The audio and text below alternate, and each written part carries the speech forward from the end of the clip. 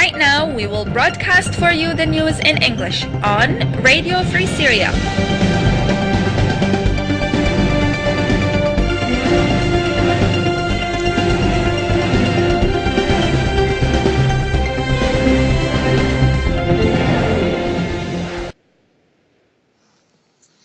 Good evening, ladies and gentlemen. This is Juma Al Qassim from Free Syrian Radio with the latest news for today.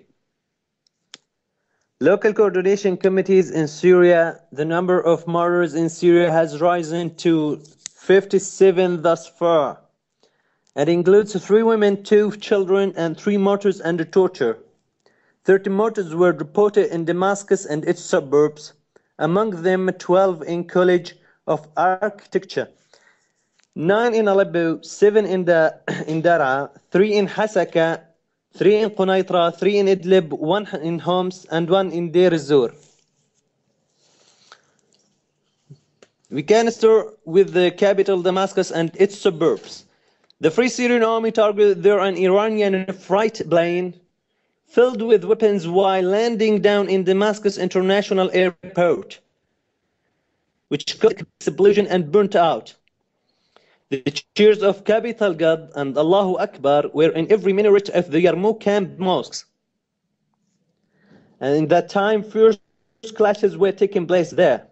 In another district, a number of tanks advanced towards the Kabul quarter from the area security branch that led to close the highway leading to the branch near Harasta Bridge since a quarter after 7, and so a traffic jam happened and a number of injuries a number of corpses for the security members were seen there.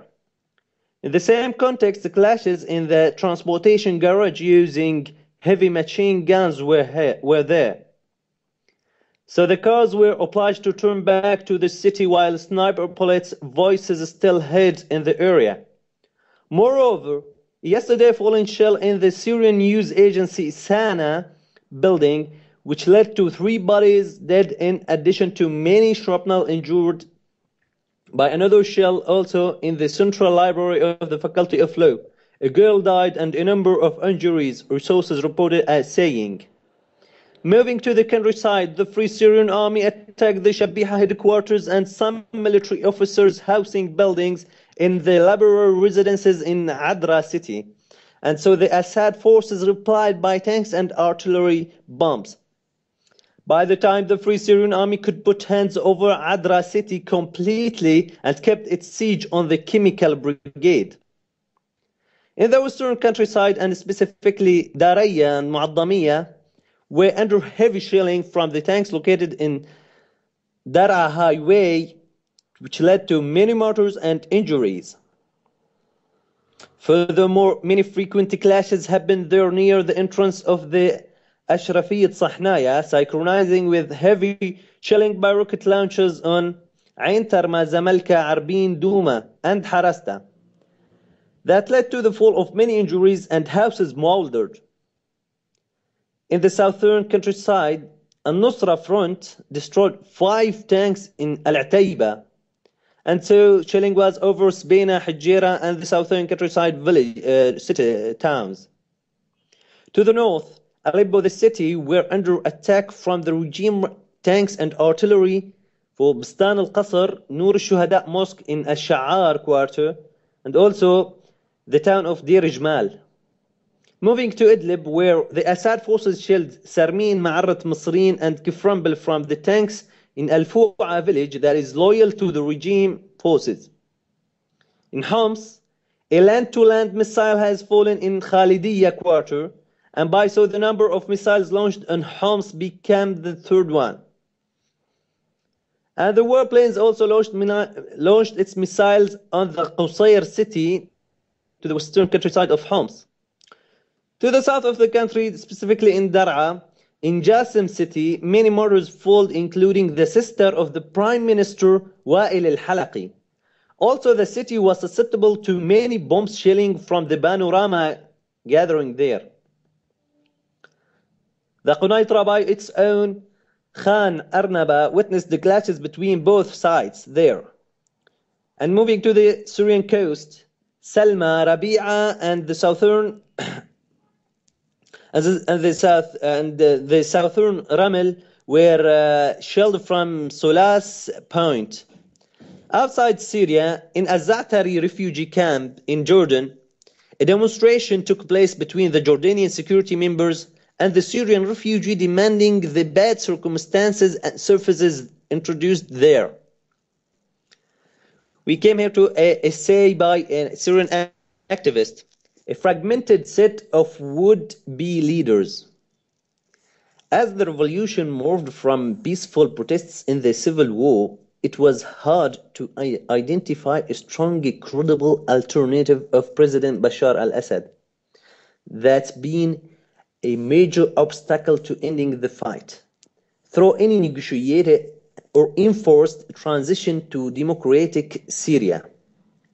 More than 20 months into Syria's uprising, a unified opposition coalition has begun to emerge. A national coalition of opposition leaders took shape at a November meeting in Doha and took Cairo as its base. This latest grouping of Assad opponents has gained recognition from key European countries and regional powers in hopes they can capably manage an end to the fight and a political transition. Why did it take so long for a strong opposition to coalesce? Have fractures and frictions among themselves. Political and military groups with conflicting values and visions for a future Syria. The hold-up was also a function of Syria's peculiar politics. Over more than 4 decades of Assad family rule over the country, political life in Syria has been severely restricted. Opponents of the regime were regularly harassed, jailed, killed, and forced into exile. Over time, that weakened the few political parties that dared to challenge the Assad regime. Revolution from the ground up. After the people in Dar'a took the streets in March 211, they quickly formed grassroots committees to guide the demonstrations and handle the humanitarian needs of the injured and displaced people.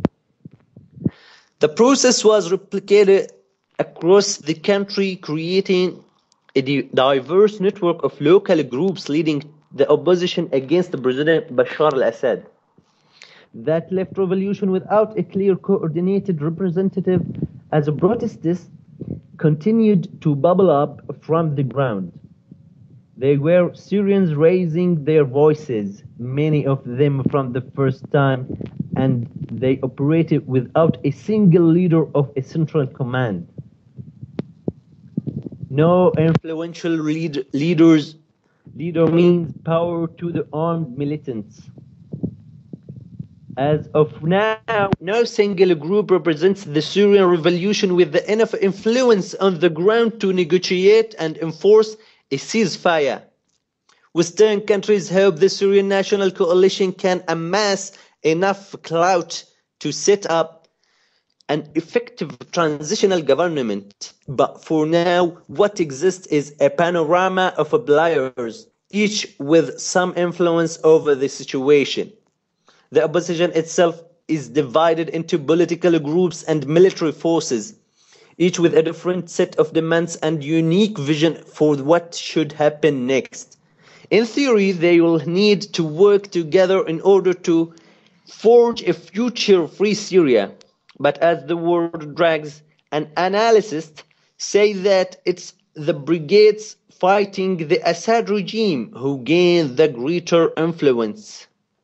Among these brigades, the extremists, militant groups like Jabhat al-Nusra, who's emerged as the most powerful. They have better weapons, wealth, and organization infrastructure than more moderate Muslim fighters. That's why analysts fear Syria's war is radicalizing the country. Jihadi groups represent a minority view in Syria, but they are gaining more power than through the fight. Once today, this is the end of our news. That's all for today. It was with you, Juma Al Qassim, representing, and Islam Al Idilbi in production. Thank you for listening, and keep us following us on freesyria.webs.org and on Skype Free Syria 42. Thank you for listening.